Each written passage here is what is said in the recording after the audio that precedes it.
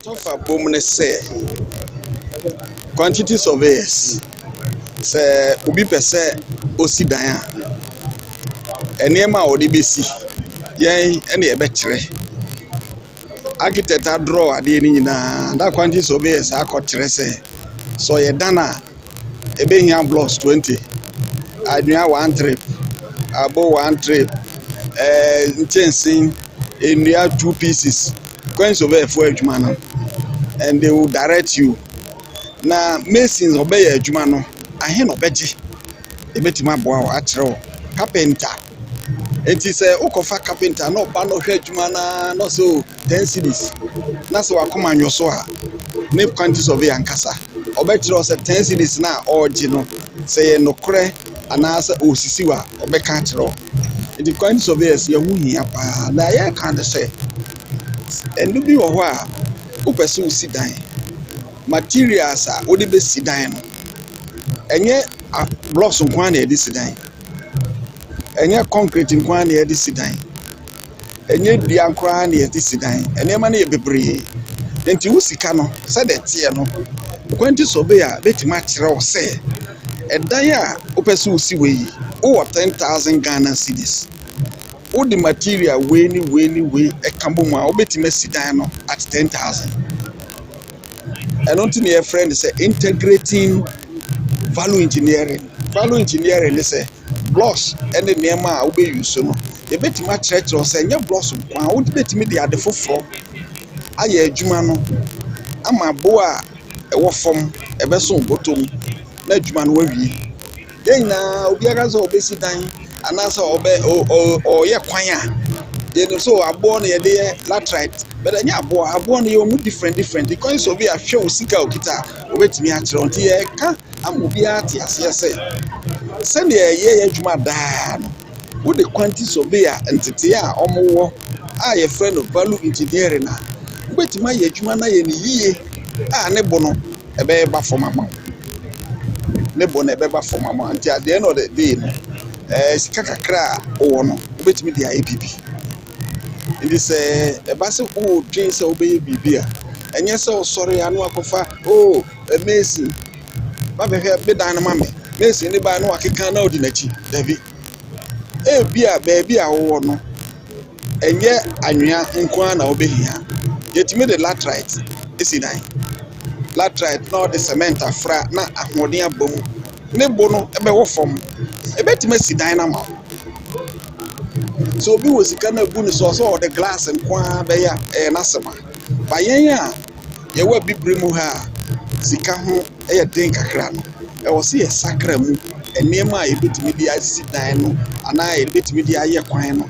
I want a quine be ye. A quine and not dine on the bone yet. Now, you perceive 10 years, a bit made 10 years. You won't attain until the air can. Until you was say, now, ye na buying so tea. Say, the free baby value engineering. Say, oh, sit down near Opese Unyefimuno. That is the aim or the goals. I was so clear in your bed. I know what you mean. Now, Miracle Mereno, in kind, you use plywood, half-inch plywood. But ubet my chances say no, and your plywood on one year DC. Ubet my plaster board. Say 6 mm. Ah, what the total plywood no one, nebono, our form. And then Uncle Fano. Now ubet na tintin so be use plywood. At the end of the day, plywood plan 7 more timidity. Now, pro, Blanco use plaster board that a paper dinty. Bet my charm. No what on a low. But over the high, the bedroom may be a woody scout their maintenance. Sir, this a dream of fire. Now we use professionals, no more 2 full in tea. What's you dying for 404? And yes, I best say a bit at now for a longer time for you. Sana, your team now, your fan of integrating value engineering in infrastructure procurement. And one no. Miracle Mereno, a nipa Agyei son. A wolf choir, ye faso. A tutu ye name, I said, dance ye, say ye car, a lorry quine, and we see hospital. Now, who quack to nipa for especially as quantity surveyor, it was casem. Our materials also use. Nasa na one tuni fuye, na samba one, wait me to our court. And to be a school, I was so fancy mu. No babe kind and no bar professional exams. They are Joe as a professional quantity surveyor. Na say Joe Sana association no nyina etawoti. Bibi a wo ye bia omoka ho. And obi so ye member no otu anamon a anamon no betu na anamon pa. Golulu asebie nim. Enkoye se ye nuanom artisans ni bi se mesi obi timi ma mesi sika no kora wo hwe na ohu adwane. Carpenter wabu afaso. But obi a member wo we na obehu. Our credibility on nane nko baby a eno ne nea ehia nti obi a on kan ho no sasam to ne do ko kujida mara no a emra bedi efise wo no obi we ka se unya ntete a wo so utimi ye adwuma te say quantity surveyor nti wo fro ho quantity surveyor na wo nye member of a professional institution. You are not correct. Nti me to asre se obi a se wo ye land surveyor obetwa la asase amount. Say we quantity survey we too for about dance project and obi oye value e was so obi oye professional if you say professional no mu onye obukata na wan go for obi oye professional we my obukata obeji osika o hwe no kura wo no nti me ka kire amanfo nyina ya ehia say ye be for obi a o want it here wan obi o te hospital eso oye doctor I on go doctor school every day ho if you say I don't think buy mra obi on go doctor school no ye say o ye doctor na ya chewo if you so bet me abo obi pane pra no obo pane say obedwane but obi a yatete na o ye doctor pa o ye professional doctor o association mu a o hwe na bia obehu it ye can against quack obi on your professional bia we fi school e bia wa ye building technology wa ye quantity surveyor as a course no nye professional o ye quack. But I can't professionals or count me. This year, young team, Bronyebeka there, or see integrating value engineering into infrastructure procurement. Yepede are done now. Kwana in Jama EIA Hojman. Yes, value etodo. Bronyebeka there value etodo. Bibia the traditional way in Jamanya there. Yes, yeah. Akwan yes, are done in Hoboni today. Na ya adwini na ye de course na ye sisia no on na ye nyoda but ye pede ye hwe beyond that ye hwe de ekwan na da na ye no obetum wa serving for let's say infi ibasa infi anan nti onye de course na ye hwe sisia na e kan wasem but obetum nyipa na wo be use akwan no obetum afado a problem be enyi ho for some number of years ti sisia no ya adwin efi just the initial cost and the value and a purpose of the project. The most more over serving. So that is what we are looking at now. Yes, there abana yenini juma yezian taxes man more di juman. Obete Maria cannot see as all your projects are. One obe free na yenim hu juma ne na ya transform. I wanna what benefit from projects and say school this year. I wanna obete school dem hono. You be taught or wanna adwen. Materials ayezi juman. Yes, there. Ubi atana bi wose materials make fefi hanam zaba na ne buye dey ye be hwe the materials bi so puko a Ghana ha yeze ba ne bu no be ko foma obetima ye the same thing na project ne wi a wa function to the mosi mo be function na afi so wa serve bra e wo dey eyi ehu dey yenya wo Ghana ha ebetuma ye akwan wo gu kwan do sisi a efie bi na no tutu because ya ndwen dey e wo dey or 7 let's say 10 years into CCR you put the value as my can value engineer as my can you know ya transform I want to your designs no who there years the material see here na obezi 10 years into area who there this project 10 years is going to survive, it's going to perform, it's going to be functional above no can them. So that's what the focus now is. CCR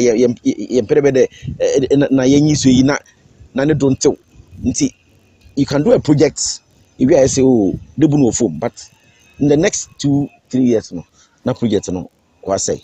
Inti association is it aye nyina ye call university na wo training yen but ansa na ebe ye member no chide abetro nsohwe exams na ya atum de ye member of the association na eba nso aye ntete bi aye tete de eye adwuma ebefa kwando na ezaye adwuma nti awona wonye exams no wonam system ma worry adwuma but wonyi any guidelines bi a was adwuma nti says adwuma kema na asem bit ma ba ho nti ye ka che wona wa trade nyina de omo wona adwen emra yendo na wombra na mosa yesi adwuma no ayenye nyankote na yede dem adwuma yenye amanonefo a wo nyina we conservators ina ye adwuma nti ye wo mbra ya hihye adaho aye fado ye adwuma nti eba ye zo be fadam kwano do na etumi aye adwuma sit how it's supposed to be done nti ye bompa de awona wa training nyina won ye exams no wo be kan ho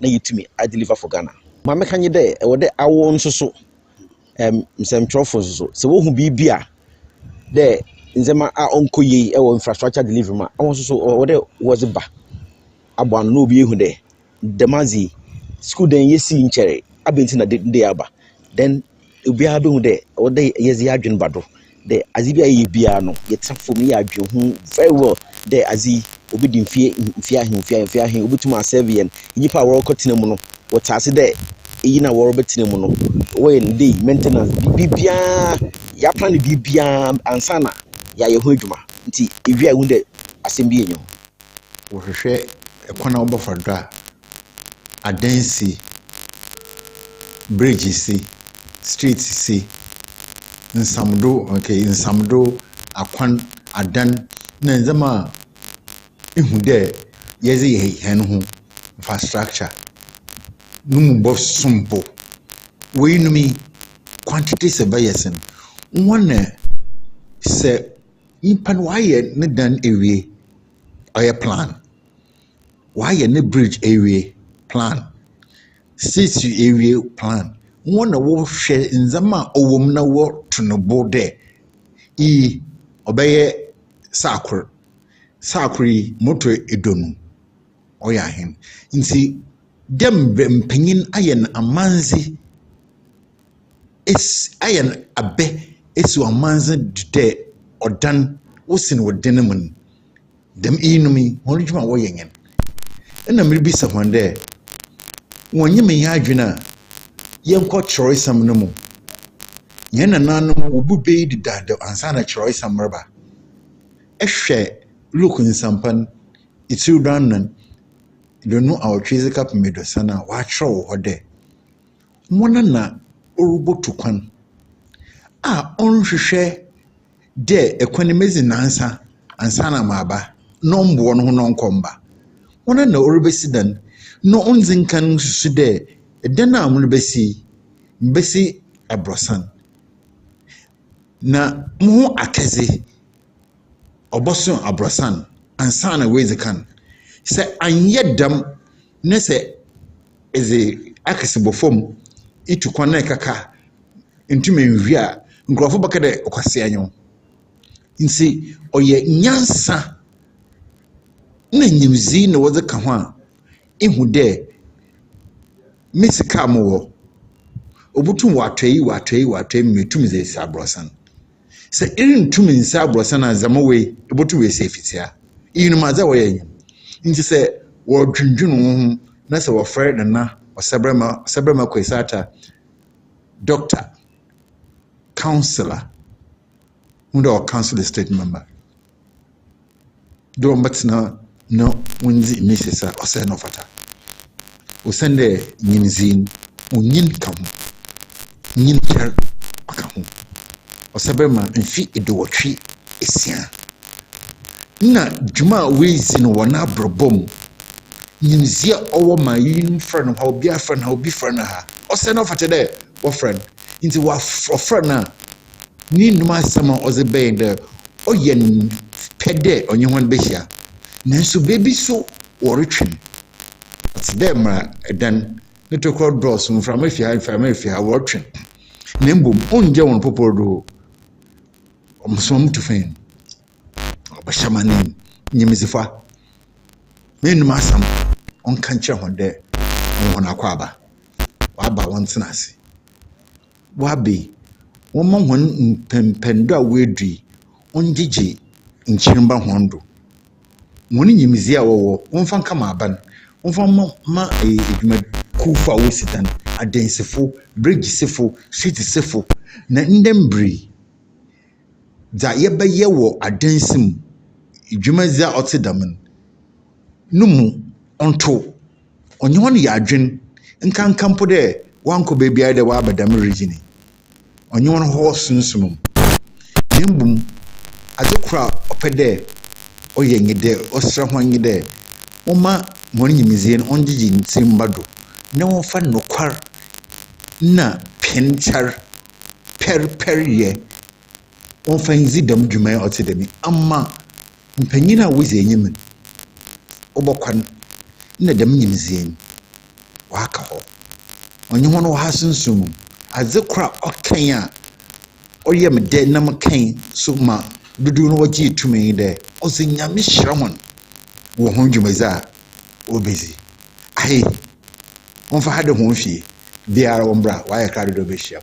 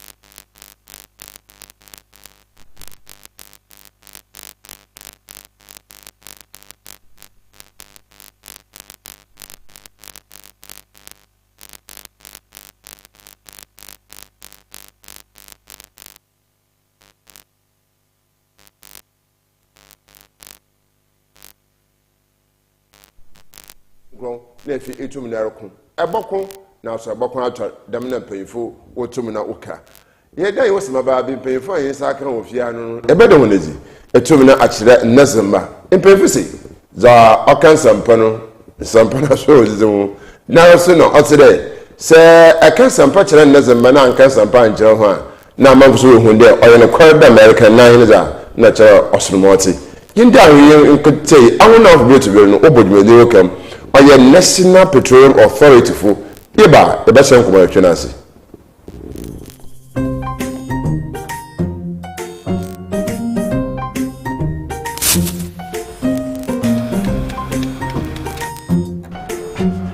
Medo gana biana o fa jebi aba besu en fita no pa e ka se baby shi manga shi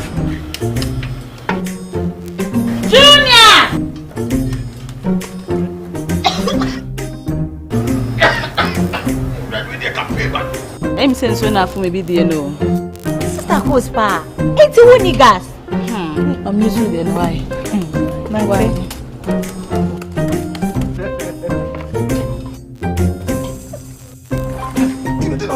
Down Yankana wa. Sister Coast. Use gas. Gas ye fast, ye easy, ye convenient. And wow. LPG, let me see your hand. Ooh, I got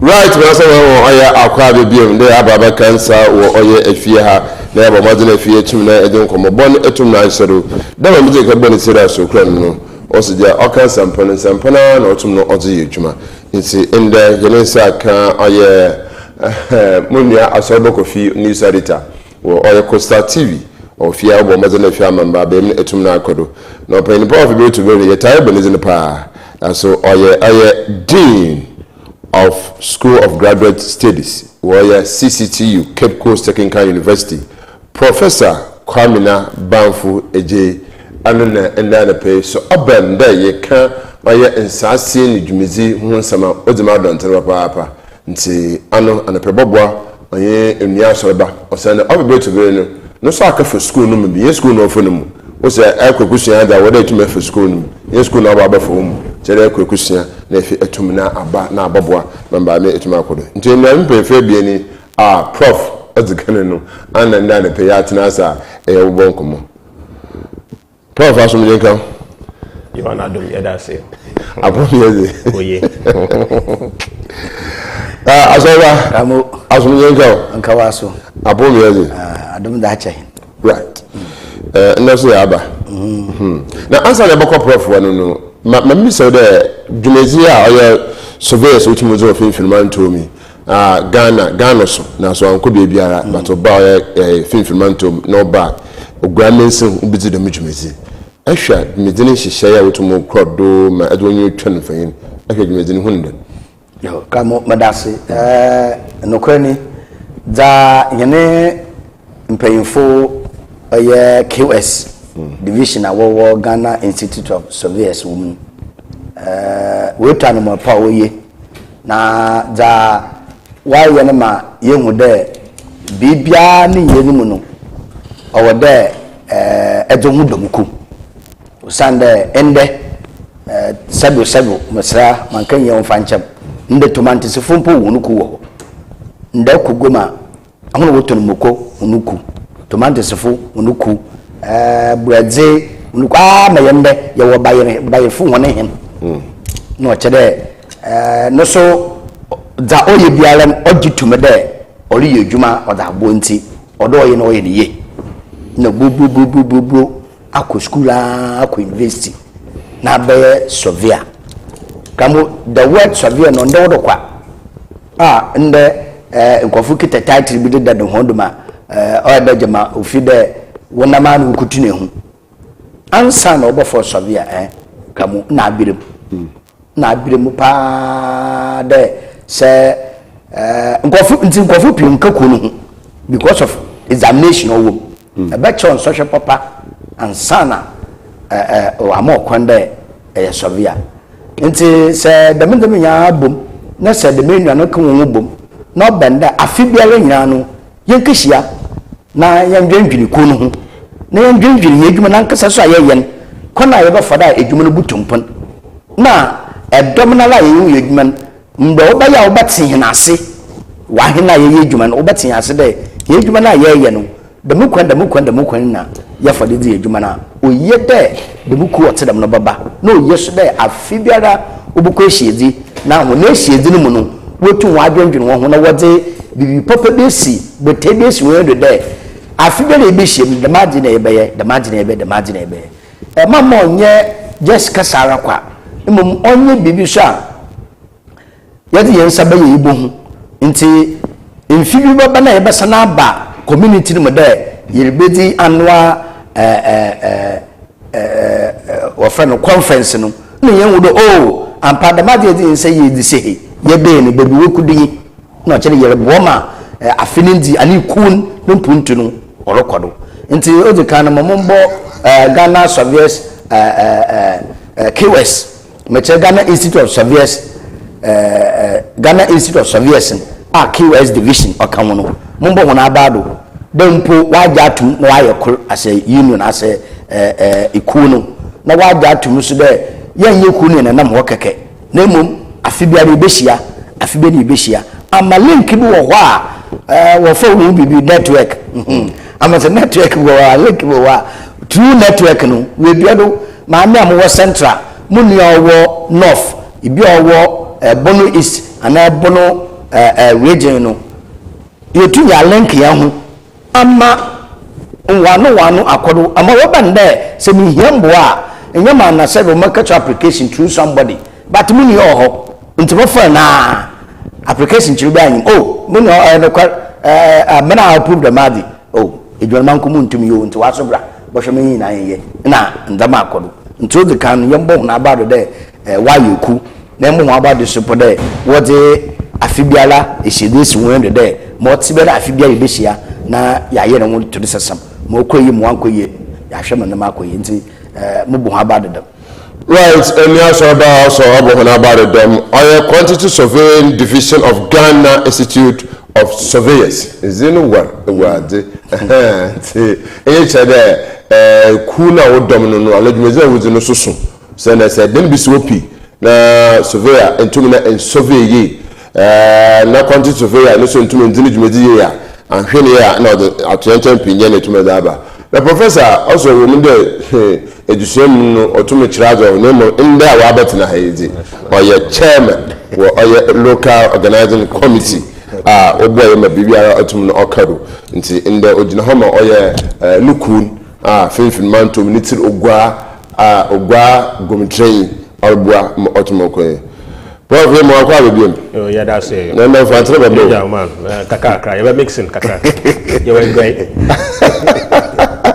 Prof you be said say value engineering na kwa na pai betun ya fada yetum na ya apply ma hedwumeje tum akodo abe project then a bit well when the topic no yeah wo yen surveying division yen annual conference no or on value engineering that means you better share about kind do you butum yes then or you better kind in a different way so that you butum you win term you butum in your then also butum ejina timping in sikasem so butum abefum kakra onu ye share your kind for value engineering no so you share other alternative ways of doing the same construction activities no so that you butum in your quality work at the end of the day when they conform what your road corner what you even patching part where side one and when in suta within 1 hour or 30 minutes no as in also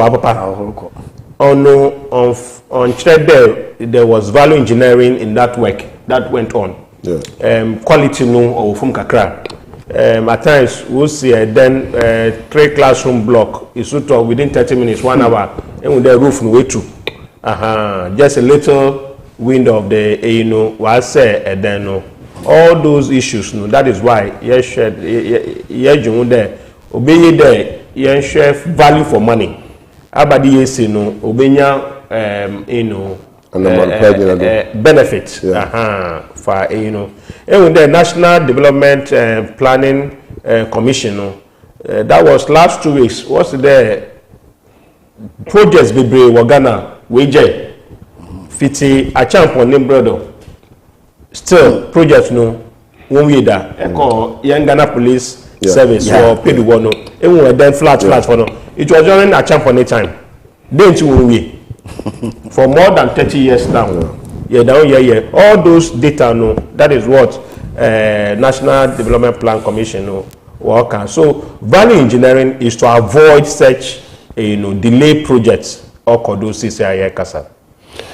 Daminati na prophet macheche basna ko prof one e baby standard da me vi I value engineer you to me ka hunasame na principal use ebutum abobba ma project to ma coordinate me improve etum na akwene yim no then obe na san prof bi anu no me bocho unfa oya line telephone line to amaye bonkome ebi pera otum na ofra na wotum na wa afre nti ya sound unfa to oya 0508 206 846 nti yes on what's going to do nti say first na ama oye volume no kofom professor yenkoyene right so offer value engineering normally you areas you chef there obutun wa kodo for example you can stakeholders engagement a project over apam ko akra apam project one gom no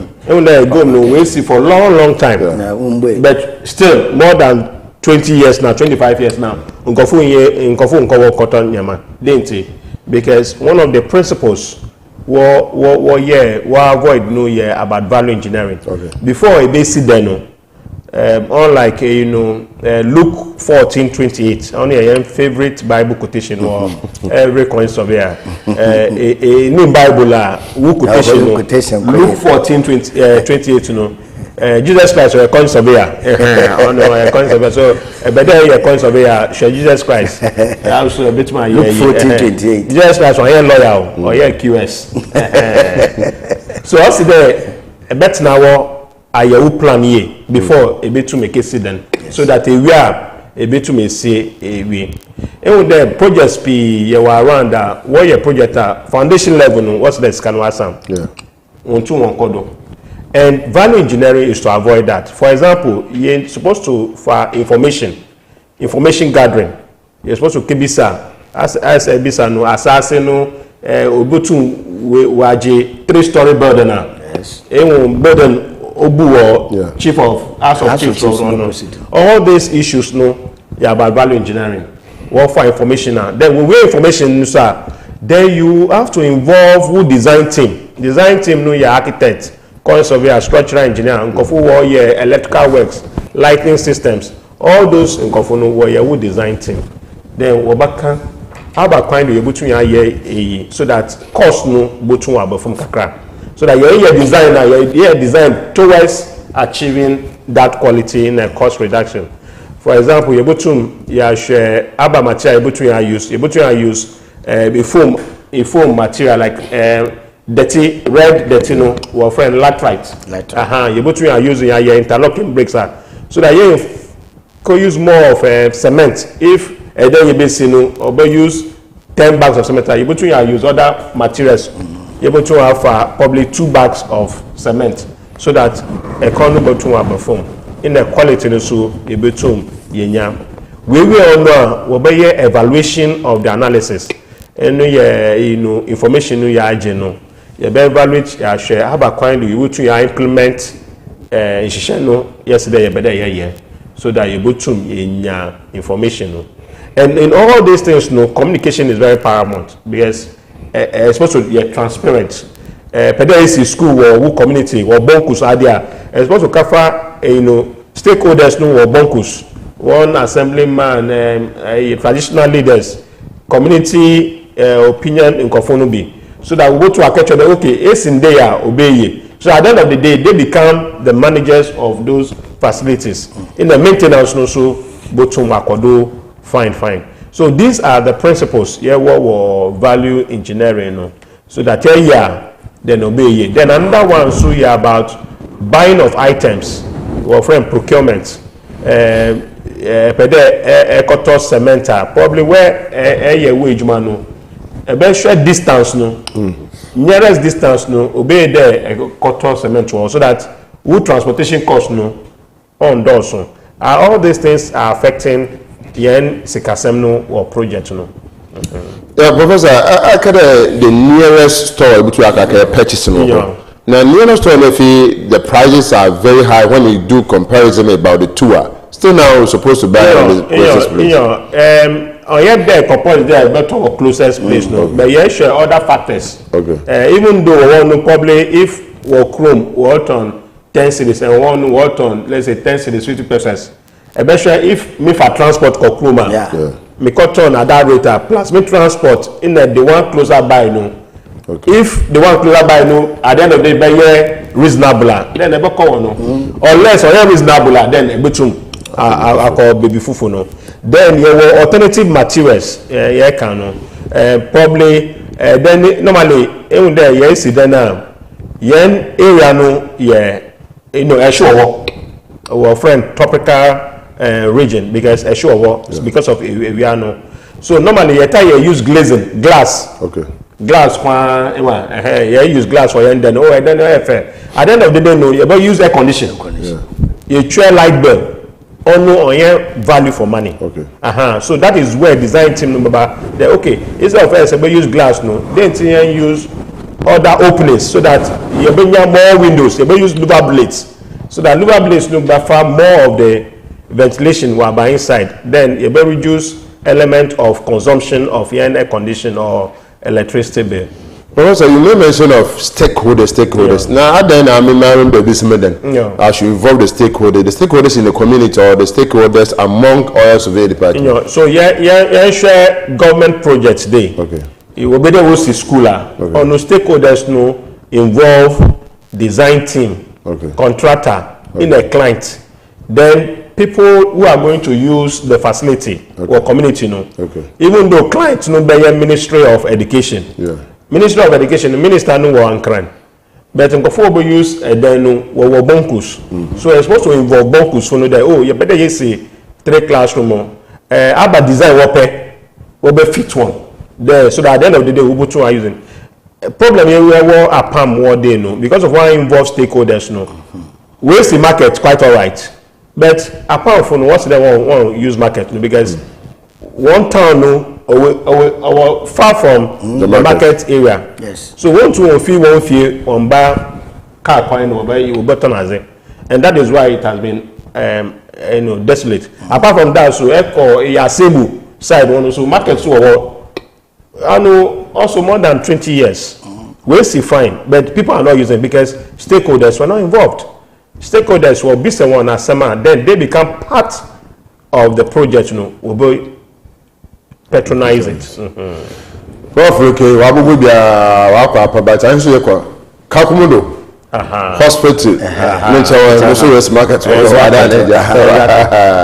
Abraham Ghana at 50 even there no so one major stakeholders engagement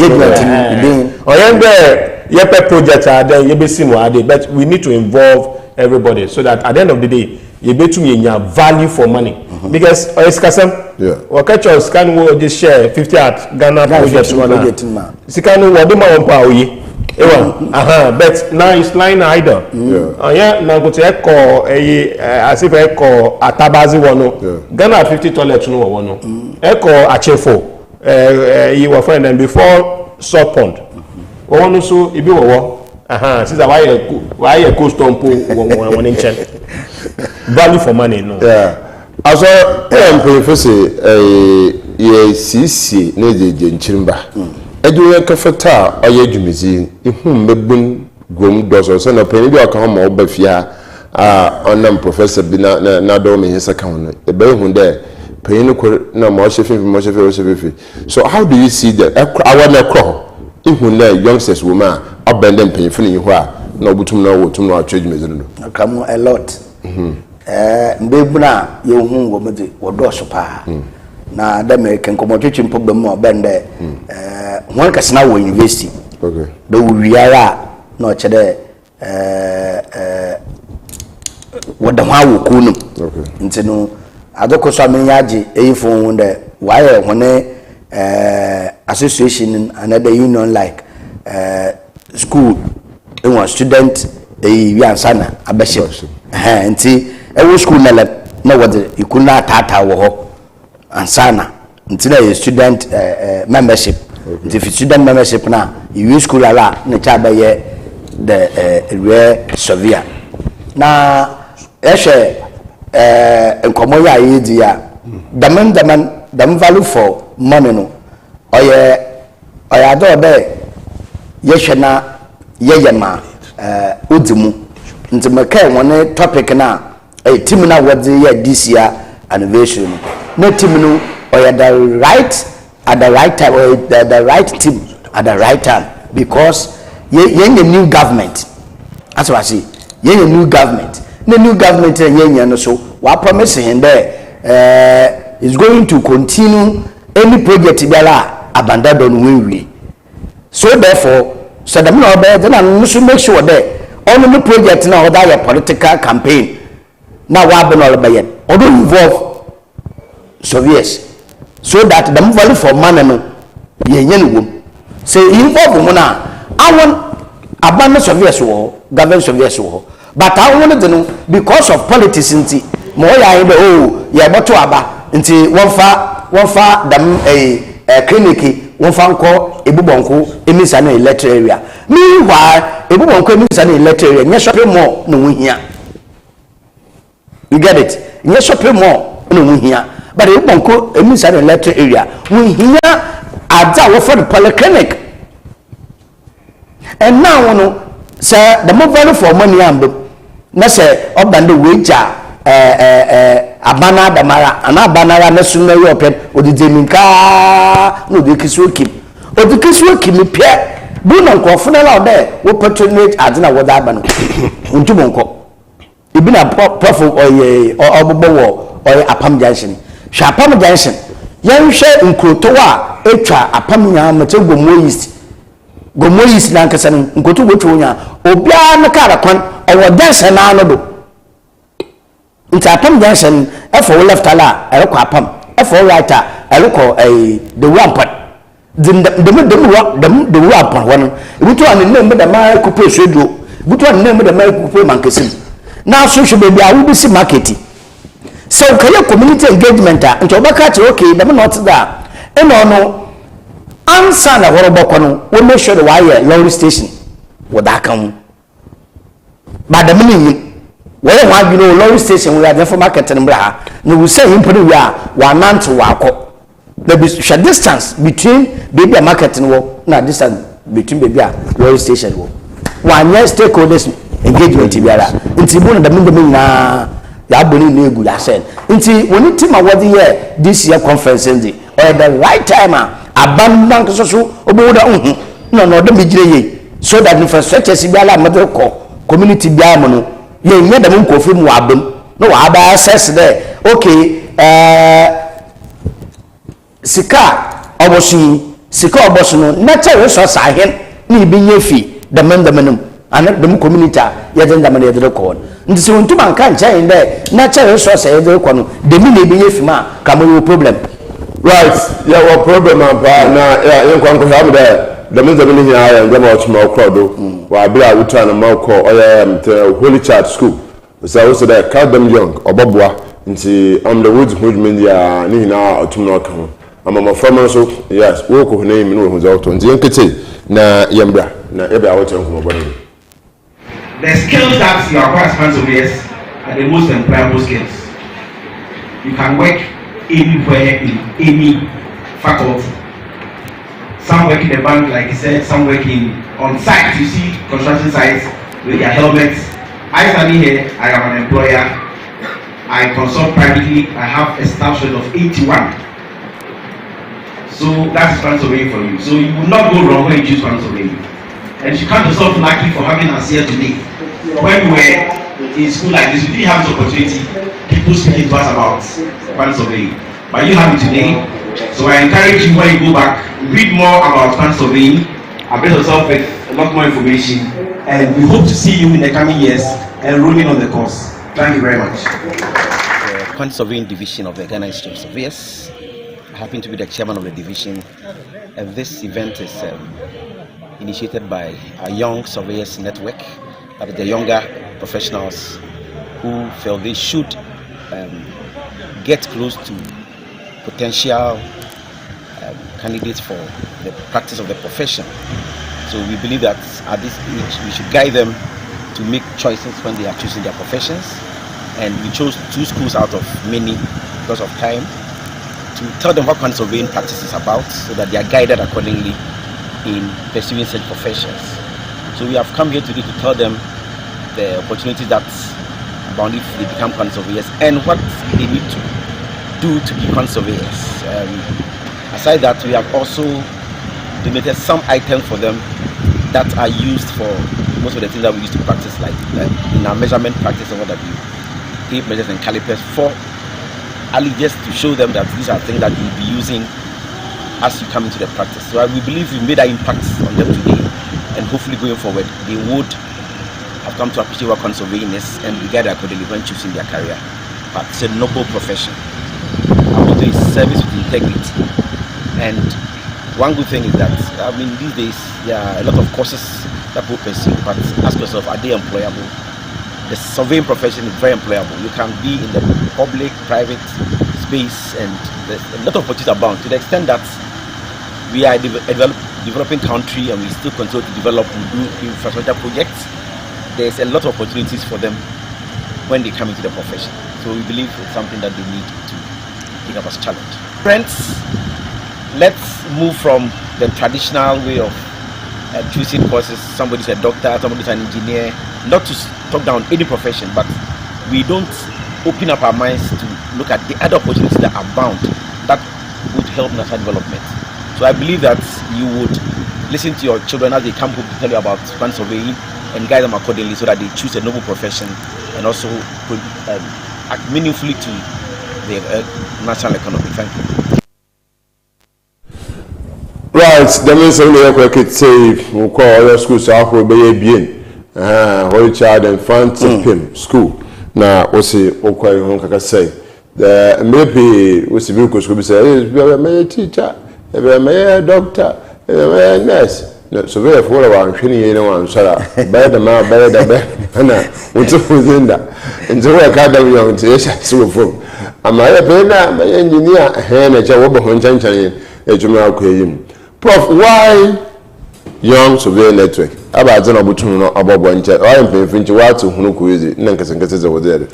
You know, for young surveyors network, no, on usually no, we are also surveyors. But yeah, normally, wherever you are, if you are 1 year ago, that wherever you are, then you compulsory you are a member until after the 5th year. From the 6th year, no, then I a senior member, so that at that level, no, is like training you to fill in the next generation of surveyors. No?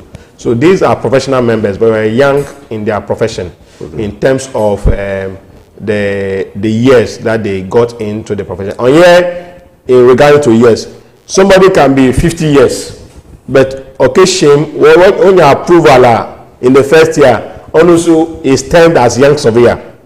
On your age, but it is based on your professional years in the professional. So normally we involve them so that Ubutum will whip up the interest for the next generation to take over the institution.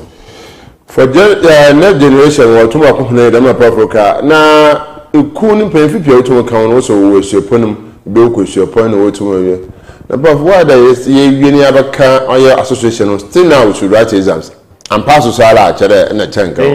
Normally, a professional membership. So, like yen sisters know or medicine. A medicine or Legon or UCC or Teka. And yet there you are a qualified medical doctor. Because after the medicine for 6 years or so, no, about call to the medical dental council. Cultural exams. When you pass, then you become a professional member and you are called a medical doctor to practice.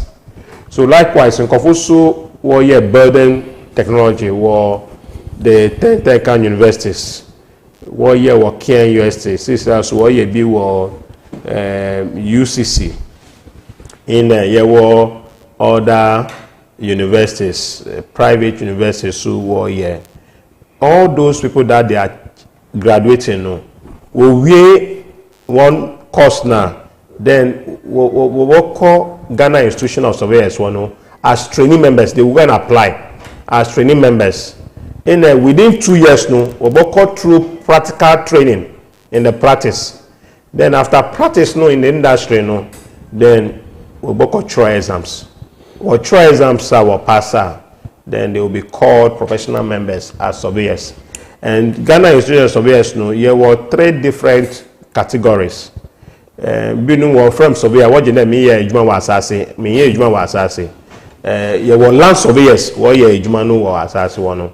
In the year work on surveyors, year more of cost. Pede onu from on surveyors. On obey calculation no or more sika same issues. Or advice about sika so that it be tum away. In the year work valuers. In Kofi war year valuation division no. Onu AC then away na pede ton den na or pede rent den na. A bit to me share one. There were more advice there. Oh, Ed to would then no probably one CDR. Oh ye on where valuers they value all property no, so that a bit to at on would then no.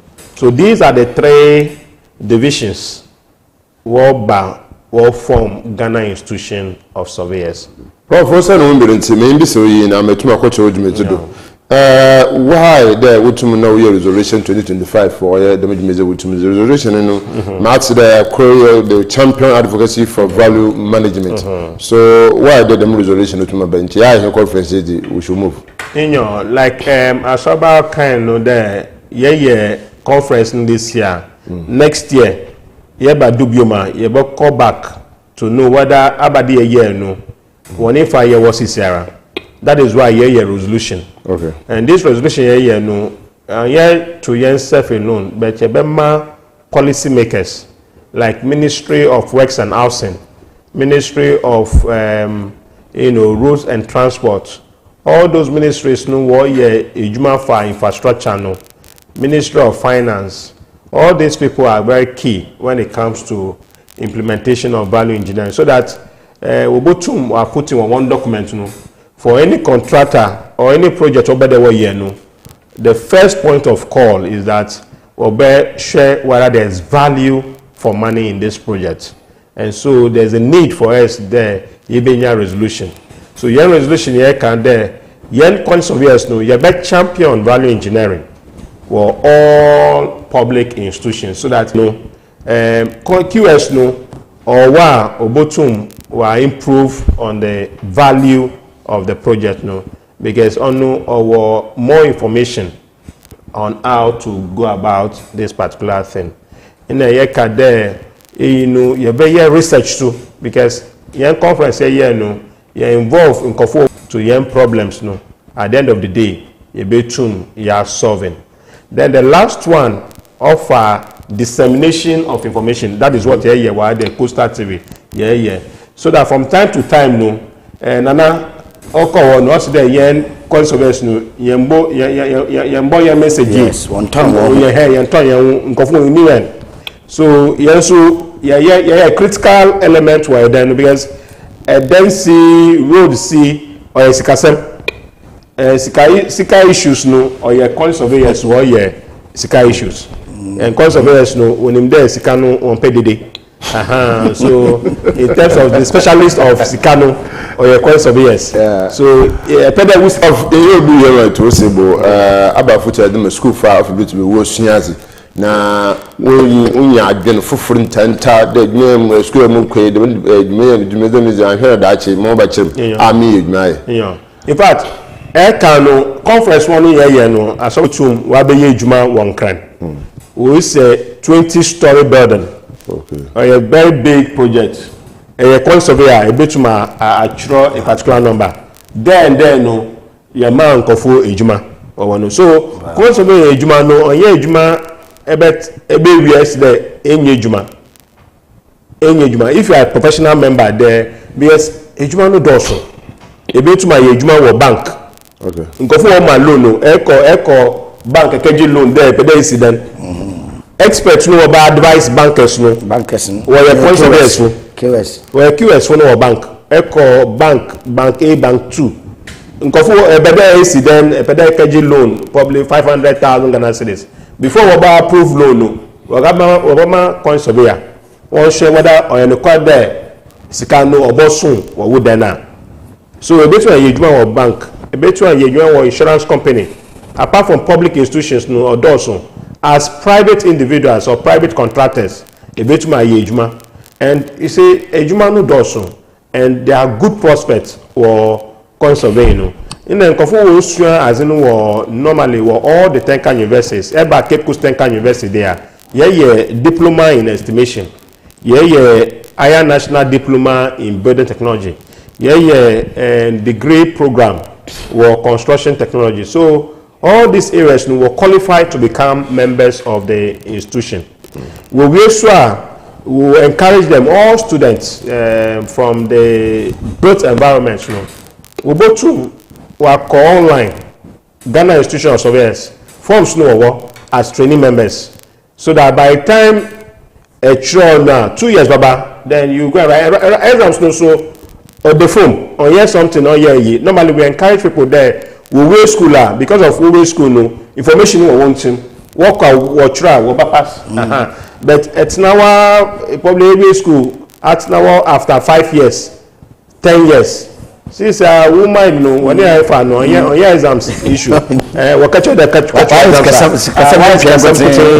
so catch them young a bit to my pass, but very important there good there you use professionals, and for the public no mbamo na futu there pede is wood there now ibinum or per shortcut so very expensive yen fee no ye charge no on also at least 1% of who contract sum. Let's assume that who then is or 300,000. You should show 1% of 300,000. Upfront so is we just had that some of them put for free. And the bet immediately AC then as the share architect or share conservator. Because you don't no one can no also. Messi so do our experience, but there's mass behind, as in all then also then anywhere then you use for example House of Chiefs I'm sure there in Kofi see then when messing for what investigation what there but you was cement at the course why first level one buffoon why second level one buffoon in the third level as in waba Sikano 1% the big channel. Since you pay more than that, a bit more than that. P o Mason no butuma ye jumano. Mason no ye conservator. Mason no ye architect. It's just for him to help to support in that direction. So very important. Young social professionals. Normally Ghana no entire year the mad no echo other like Rwanda, South Africa day before they see them no on your missing no see them in your professional individual or license they will not approve of your burden plan but what they and then and very soon the Ghana Institution of Surveyors the Ghana Institution of Surveyors you will bill for parliament very soon will pass bill now and your professional you will not be allowed to practice and your professional then as private individual you'll be sanctioned bill no about very soon a law no will pass now. I think there will be sanity in the professional environment so that any issues of building collapse delayed projects here and there no on no from kakra Obobo from academy professor to America professor and I'm senior to Ogwa mention local organizing committee na we did a better as papa okoto be for na me Asorba chonko mo do na yetuhisi bukwa kra nti yenko oyenesa petroleum authority na yinkite ho nkaibo na esanba ne ho prof ha bia na chiwotu no sem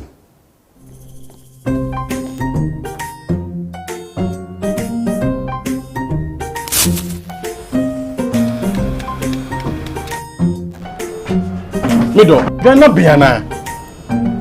O fa jebidi wi aba besu en fita no pa e dey say baby shit. Manka chef. Junior!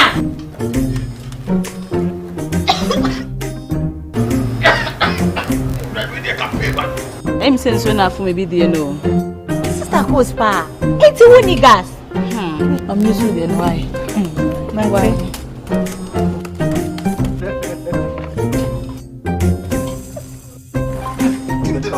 Down yankana wa. Ah, sister Coast. Use gas. Gas ye fast, ye easy, ye convenient. And LPG, let me see your hand. Who I got? Yeah, oh yeah.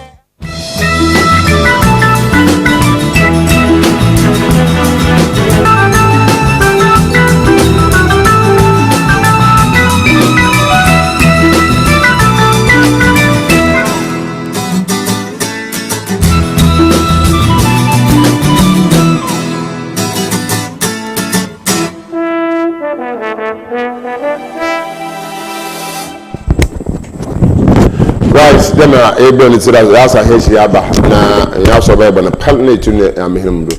Also yen share in sasa of the to go no.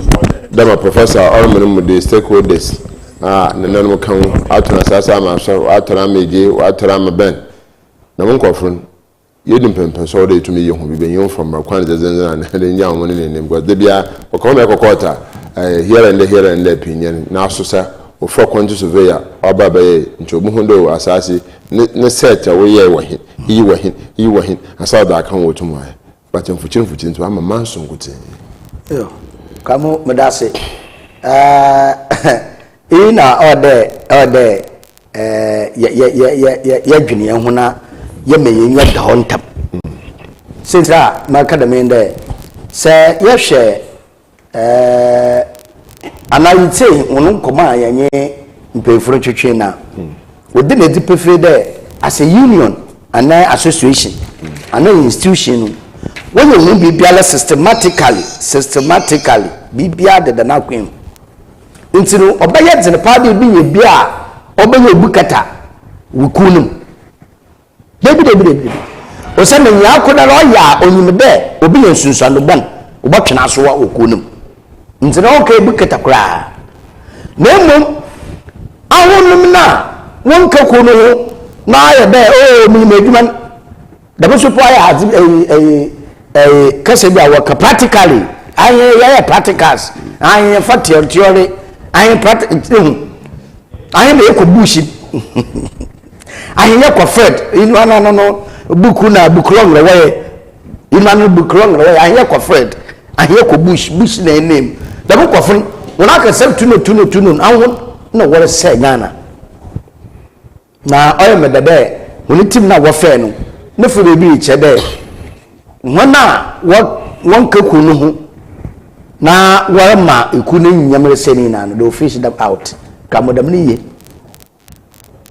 papa na obandama awona won ma sovia fu nyi mbanyam ya dam Kofi na obedo hu nedi Sunday say waka saso wa asem wo kota no fi sovia onyem pefe sovia ni nyem pefe de ma asasi waka waka search ni idino obedi olo to wadne pakona we de dada ona misiko bidinti misiko project o to wadne pakona we de dada ko bi anyi ho na wadi ni sika na weji awo bushin ane bushope weji awo ma atinum ntibuna ba pere o anapa na asa na odi unya court wadi ni schedule ko dada ba ko hwe ya baka chende de mi ane de mi ba bo court ba ka tasa sin ni bia wa woda ntse ba ka na se entana me de wa na le ka chemne na sa tana wi a me ye de ni bio ka mo wegu ma se wi